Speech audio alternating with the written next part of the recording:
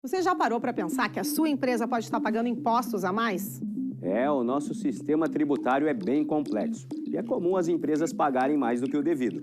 Saiba que é possível recuperar os valores dos últimos 5 anos e reforçar o seu caixa. A Fortus Tax é especialista no assunto e já ajudou muitas empresas nos seus 18 anos de atuação. E o mais importante, você só paga pelo serviço depois que o dinheiro estiver na sua conta. Fortus Tax. Pagar o justo é o nosso forte.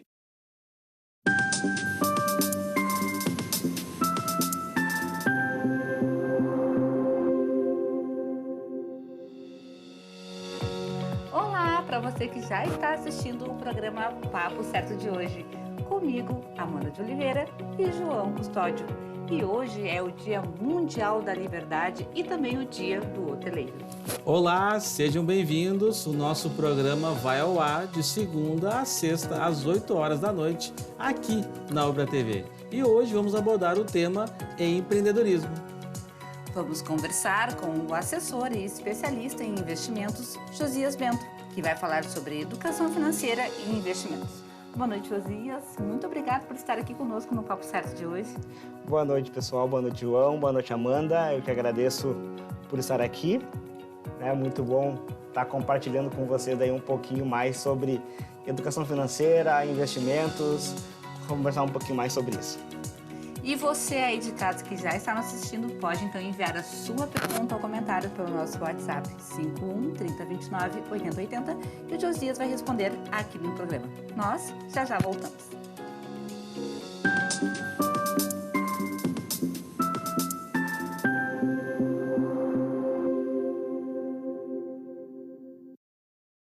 Tá difícil encontrar o profissional certo para a sua empresa? Precisa de alguém detalhista para aquela vaga no financeiro? Quem sabe um criativo para o marketing? Ou ainda, alguém focado em resultados? A Fortus RH utiliza técnicas de seleção e processos estruturados, realizando entrevistas, aplicando provas e testes específicos. Tudo isso para buscar a pessoa certa para a vaga certa. Fortus RH. Conectar pessoas é o nosso forte.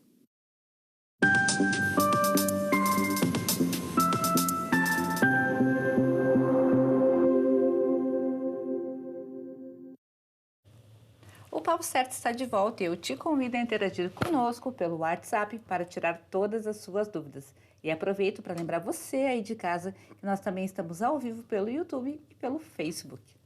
Josias, no Brasil a educação financeira vem conquistando espaço como política de Estado a partir da publicação de um decreto de 2010 que instituiu a Estratégia Nacional de Educação Financeira.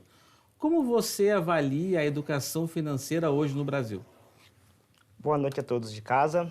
João, a educação financeira ela tem um desafio enorme em nosso Brasil, por passar para as pessoas uma forma melhor de lidar com o dinheiro. Esse é o grande ponto da educação financeira. E não tem forma melhor de a gente começar isso na escola, né? Desde pequeno, dentro de casa, aprendendo como lidar com os seus recursos.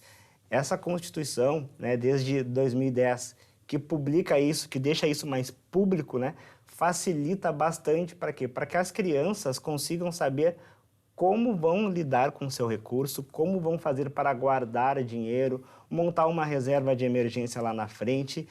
Esse convívio, né, esse deixar o dinheiro mais próximo, vai fazer muito mais benefícios depois, porque a gente precisa disso. O mundo inteiro precisa do dinheiro para usar, para usufruir dele. Nós temos que aprender a usar o dinheiro. E a educação financeira faz muito isso, né? Hoje eu até estava escutando hoje no meio-dia no Fala Rio Grande que está dando uma feira para as pessoas colocarem em dia, poder renegociar, né, com uma empresa que faz esse apontamento da negativação, né, que em torno de 30% das pessoas estão com atrasos e em torno de 80% das pessoas estão endividadas. Claro que essa questão do endividado pode ser o cartão que tu paga normalmente todo mês, que é um crédito, né? Pode ser o financiamento de um veículo, o financiamento da casa própria, mas o número de que tem em torno de 30 pessoas que estão com suas contas atrasadas realmente é um número bem expressivo. É um número expressivo, é um número que preocupa pelo fato de a gente não conseguir hoje, o brasileiro, né, na sua grande maioria, é o orçamento. Não saber quanto que eu posso gastar daquilo que eu vou ganhar. Então, a educação financeira, ela faz isso. Ela faz com que você monte um orçamento doméstico, você saiba a sua receita e saiba os seus gastos. O excedente disso, ou você investe ou você poupa, né? Então, o que a educação financeira ela vai fazer junto com a sociedade, junto com a família? É auxiliar as pessoas a poder gerir melhor os seus recursos. Quando a gente consegue fazer isso, a nossa vida ela fica muito mais tranquila. Não fica mais fácil, mas fica mais tranquila. E Josias, do teu ponto de vista, quais são então os maiores desafios para a educação financeira? Os maiores desafios da educação financeira, ela já vem quebrando bastante barreiras ao longo desse caminho, principalmente por essa democratização, né? Hoje a gente tem muitos influencers aí que conseguem passar conteúdo, passar ajuda para as pessoas entenderem um pouquinho mais sobre a educação financeira. E o ponto principal, né, desse desafio, que não é o número. A educação financeira ela é muito psicológica. Eu vou trabalhar a semana toda, na sexta-feira eu vou poder comer um chocolate a mais, vou poder tomar um chopinho a mais.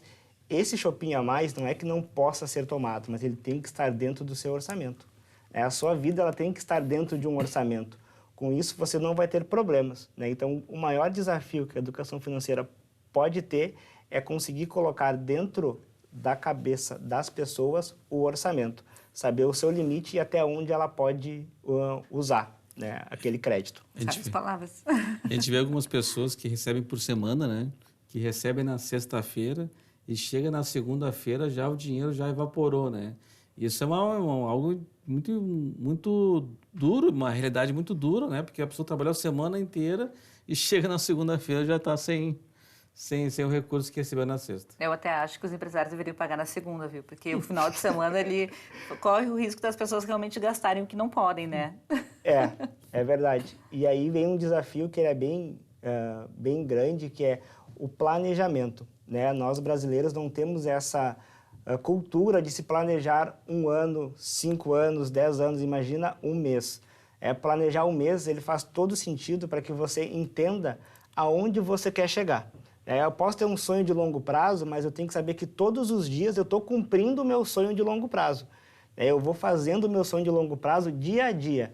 Então, o que a gente precisa fazer e colocar a educação financeira dentro da nossa vida é olhar o meu sonho de longo prazo, saber quanto que eu preciso ter para chegar lá e como eu vou chegar lá e pegar o meu orçamento, pegar o meu trabalho, pegar a minha vida e colocar dentro desse orçamento. E aí eu consigo atingir os meus objetivos. E um ponto muito importante que vai ajudar as pessoas nesse desafio como um todo é a família.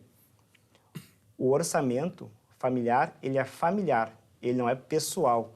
Então, é muito importante que a gente saiba, né, o que o outro ganha ou não, para que juntos estejam no mesmo objetivo, seguindo o mesmo caminho.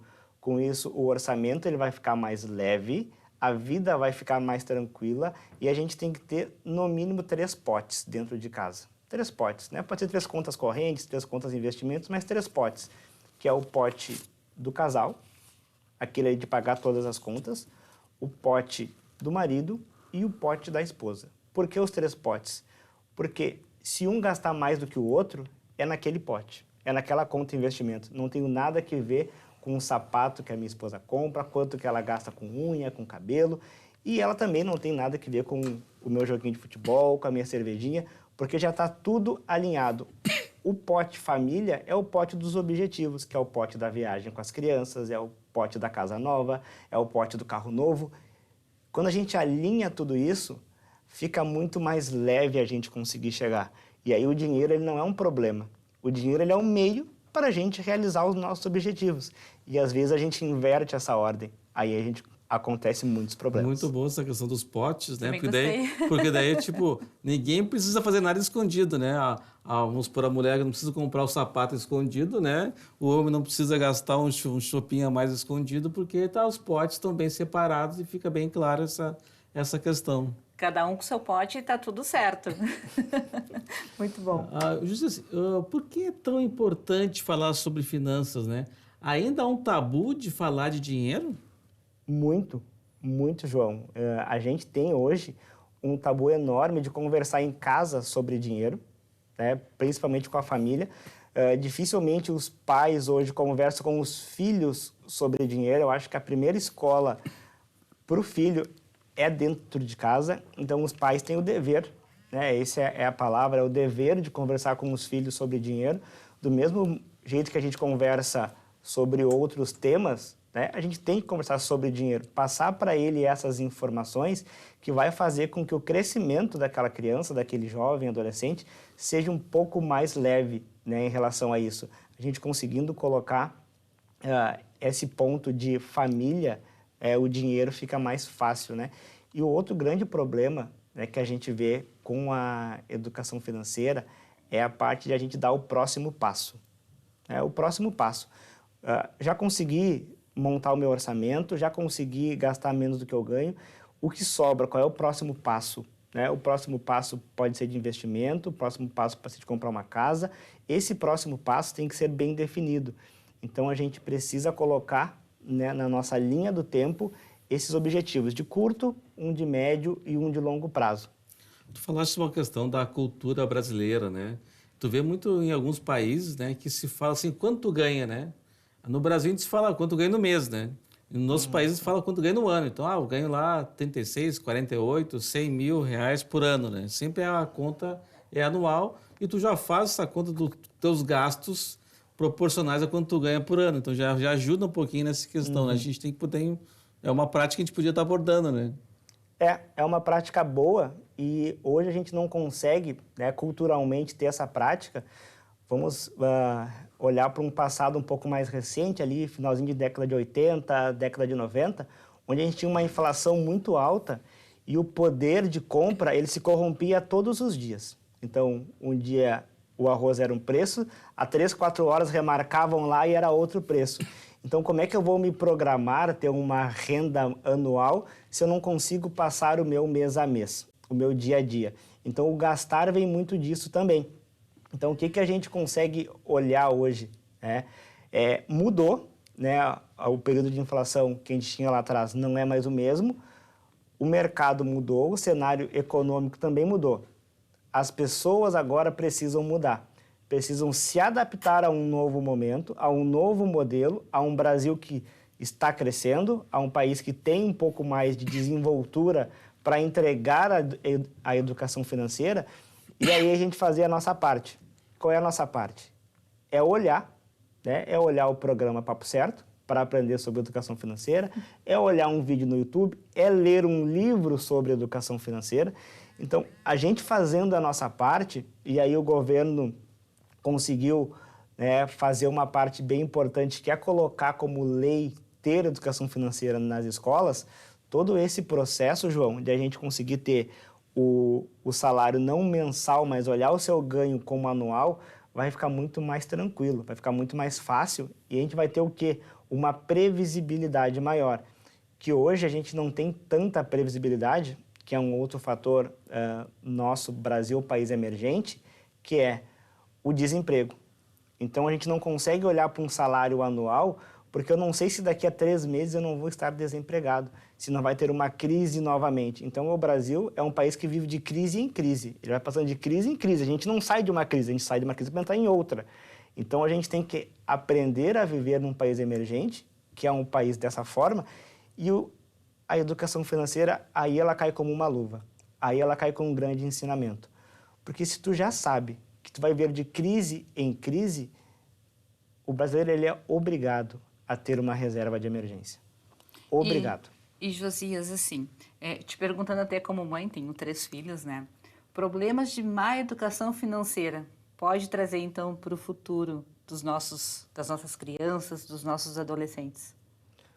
Pode causar grandes problemas nessa parte de má educação financeira, Amanda, pelo seguinte motivo. Se você não ensina, não passa o valor do dinheiro, o que ele tem, qual é o meio que você vai utilizar para realizar os teus objetivos, vai ter um problema lá na frente, porque o adolescente ele vai gastar mais do que ele ganha.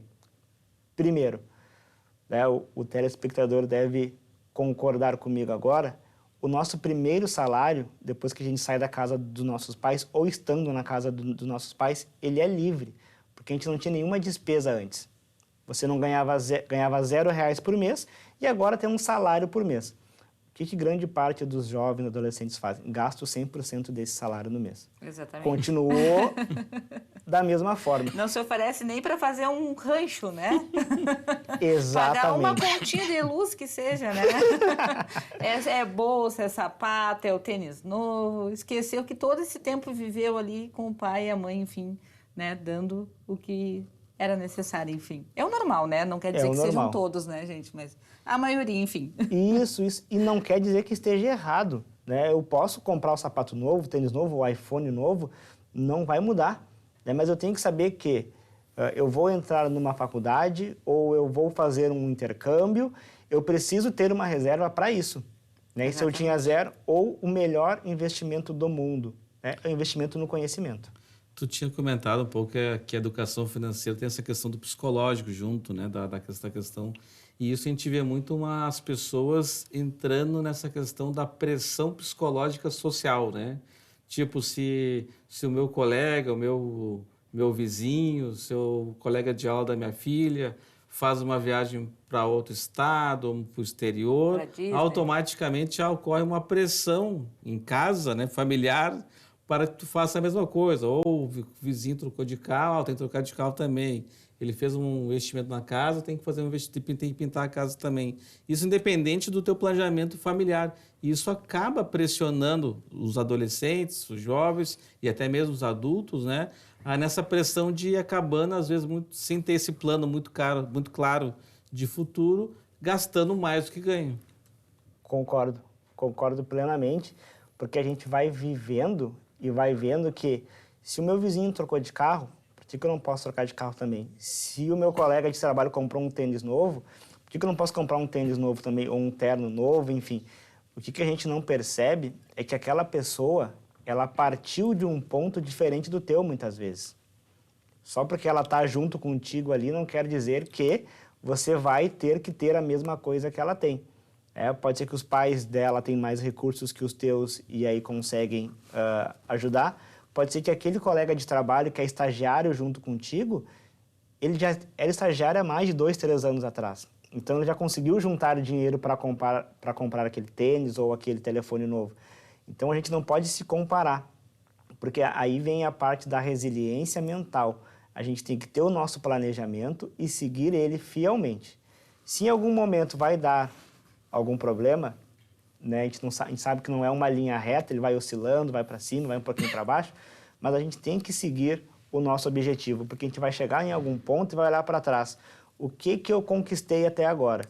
Eu conquistei o tênis que o meu amigo tinha, só que era a vontade dele, não era minha. Eu conquistei o telefone que a minha colega de trabalho tinha, mas era porque ela queria e não eu. E eu vou viver num círculo que eu vou fazer o quê? Eu vou viver comprando coisas para agradar pessoas que eu realmente não gosto. Então, esse ciclo ele é vicioso. A gente tem que partir para um círculo virtuoso, que é um ciclo que é meu.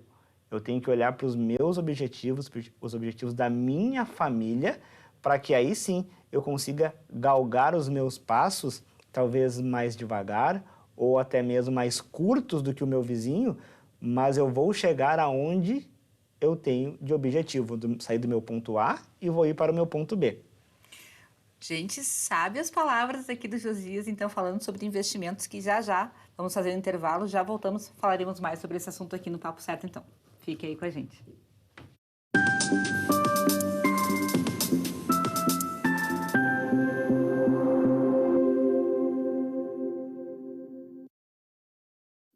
Em tempos de juros altos, margens reduzidas e incertezas, rever estratégias é fundamental para manter o seu negócio competitivo.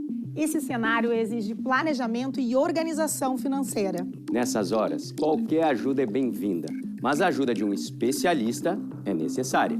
A Fortus Consulting conhece na prática e tem as soluções adequadas para cada situação.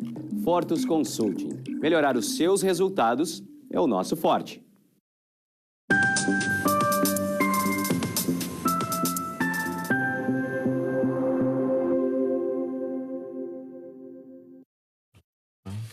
Voltamos com o Papo Certo e aqui nós falamos sobre as diversas áreas do direito, empreendedorismo e saúde.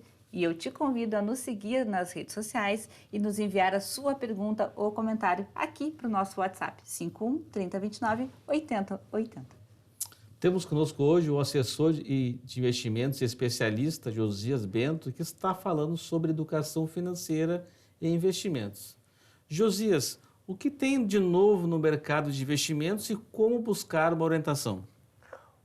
Hoje o mercado ele tem uma forma mais robusta na parte de investimentos. O acesso a investimentos ele está muito mais amplo em relação às plataformas de investimento, em relação aos bancos de investimento. Então, isso democratizou as pessoas a poderem investir um pouco mais, poderem colocar os seus recursos em cestas diferentes, né? O que a gente vê um pouco mais de novo em relação a isso é uma parte que vai auxiliar, né, o investidor a buscar esse objetivo, a traçar esses planos, a montar esse planejamento junto, né, lado a lado, que é uma parte de assessoria de investimentos, onde vai fazer esse auxílio também. E o que vai ajudar, vai levar, é que cada investidor ele tem ali o seu objetivo, né? Ele tenha o seu plano e onde o assessor vai guiar ele para que ele consiga chegar nesses pontos, né? Junto com a educação financeira e também com o objetivo de cada um. E agora chegou o momento que nós interagimos com o pessoal aí de casa que enviou perguntas e também comentários aqui pelo nosso WhatsApp. Então, vamos lá.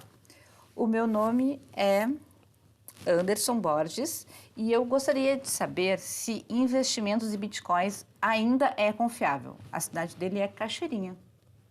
Maravilha. O investimento em Bitcoin, né, é uma moeda que ela não tem nenhuma legislação dentro do Brasil, ela não é regulamentada nem pelo Banco Central, nem pela CVM, né, tem esse risco também. Algumas pessoas já investem, já tem uma democratização um pouco maior. O que eu sempre gosto de falar sobre esse tipo de investimento, né? Quando você for entrar em investimentos como esse, não entre com 100% do seu capital, né? Coloque um pezinho ali, faça um experimento, devido ao risco e à volatilidade desse ativo. O que é essa volatilidade? É o sobe e desce. Então, você pode colocar ali num determinado ativo de Bitcoin, né, criptomoeda, R$100, R$200, e em poucos dias ali, até mesmo no mesmo dia, aquele 100 pode virar 10, pode virar 30, ou pode virar 150 ou 200. Então, se você não está disposto a ver aquele exame cardíaco na tela do seu aplicativo ali, não faz sentido você aplicar em Bitcoin, né? Mas se você está disposto a correr esse risco, é um bom investimento, mas não é recomendado que coloque todos os ovos, né, na mesma cesta. É como o mercado de ações, né? Ele tá ali, sobe, desce, sobe, desce. O risco corre quem quer, né? Mas no mercado de ações tem muito mais informações. Tu tem informações, mais seguro. Tem acesso às informações da empresa, demonstrações contábeis, né? O assessor de investimentos tem mais informações para te passar. O Bitcoin já é algo mais volátil, né? Não é regulado nem pelo Banco Central, como o José comentou, nem pela CVM, nem pelo Banco Central, então é um pouquinho mais arriscado que ações ainda. Fica menos o sobe e desce do coraçãozinho, então. É verdade. Sabe que tu estava falando, tipo, as pessoas têm muito mais acesso a investimentos hoje que no passado, né? Antes só tinha os bancos tradicionais e as corretoras hoje criaram vários mecanismos, aplicativos de investimento, né? Então tu vê várias pessoas, não somente as pessoas que tinham um grande valor de investimento, mas quem tem, como tu comentou, um exemplo de 100, 200 reais, as pessoas já estão investindo em ações. Então, Júlio, qual é a importância de um assessor para quem vai começar a investir? Hoje, um assessor de investimento, ele é de extrema importância para o investidor, porque ele é aquela pessoa que está ali, né, do lado a lado com ele, para ele realizar aquele objetivo. E dentro dessa democratização das plataformas, né, de investimento, onde ali tem mais de 6 mil, 7 mil ativos para se investir, o que o assessor ele faz? Né? Junto com uma equipe, ele faz uma curadoria. Né? Ele vai olhando para esses ativos e, de acordo com o perfil de cada cliente, de cada investidor, ele vai mostrando para onde ele pode seguir. Né? A decisão ela é sempre do investidor, mas o que acontece? A gente sabe para onde a gente quer ir. Eu quero sair daqui do programa e ir para Gramado. Qual carro eu devo usar? Qual carro é o melhor? O assessor de investimentos ele está ali na porta, né, com alguns carros que podem te levar para Gramado. Vai a família inteira? Então vamos pegar uma van, uma SUV. Ah, não vai a família inteira, vai só eu e a minha namorada. Eu quero passar um momento um pouco mais relax, posso levar ela em outro carro. Então o assessor ele faz isso.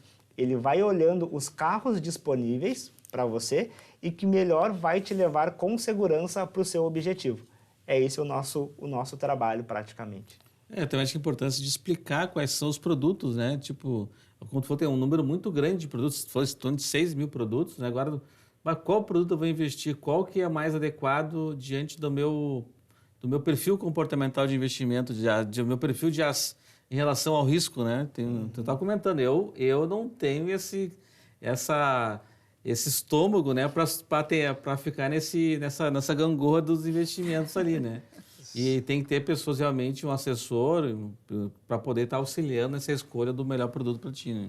Sim, e chegou uma pergunta aqui que eu achei muito interessante, é da Andressa Vieira, aqui de Canoas, e ela quer saber como montar uma reserva de emergência. Como é que a gente monta uma reserva de emergência? Praticamente a reserva de emergência ela é montada com a renda fixa. Né? Por que a gente monta a reserva de emergência com a renda fixa? Pela segurança que vai ter naquele ativo, naquele investimento, e também pela liquidez.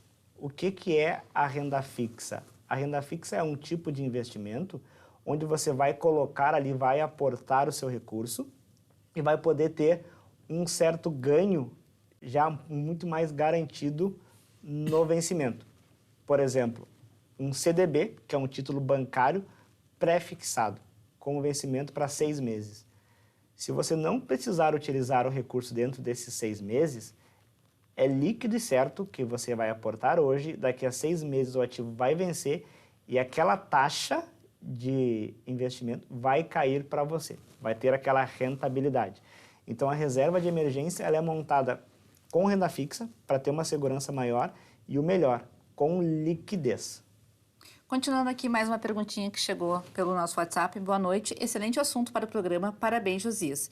Meu nome é Matheus Marcon, eu sou de Porto Alegre e eu quero saber qual a diferença dos investimentos com uma assessoria em relação ao que temos com os bancos. Boa pergunta. Qual é a grande diferença? Obrigado ao Matheus pela pergunta, né, de Porto Alegre. A grande diferença da assessoria para os bancos é o relacionamento e o entendimento com o cliente.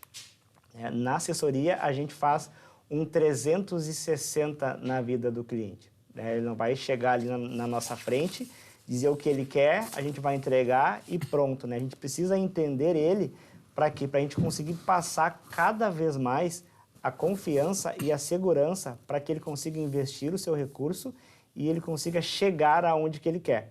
A assessoria ela faz isso, ela pega o cliente pela mão, faz um 360 e sim, mostra para ele aonde que ele vai chegar. É muito mais próximo ao cliente, né, a assessoria do que o caminho bancário. Acho que o gerente do banco tem muito mais clientes para atender, talvez, no universo que não tem tempo. E às vezes até menos conhecimento que o assessor para dar esse suporte. Né?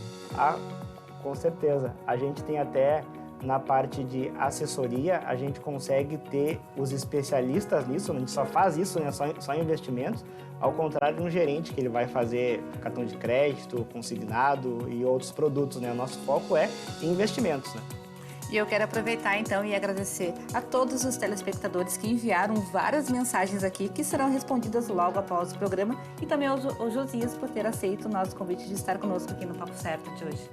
Obrigado, eu que agradeço o tempo de todos os telespectadores, né? Então, uma boa noite a todos, fiquem todos com Deus, é um prazer estar aqui mais uma vez. E eu agradeço a equipe técnica do programa e ao pessoal de casa pela audiência, lembrando que o Papo Certo é reprisado de segunda a sexta, às 7h30 da manhã, aqui na Ubra TV. E nós voltamos amanhã ao vivo para mais um Papo Certo com a psicóloga Fernanda Otto, para falar sobre desafios do crescimento infantil com a tecnologia. E você aí de casa também é nosso convidado. Esperamos você.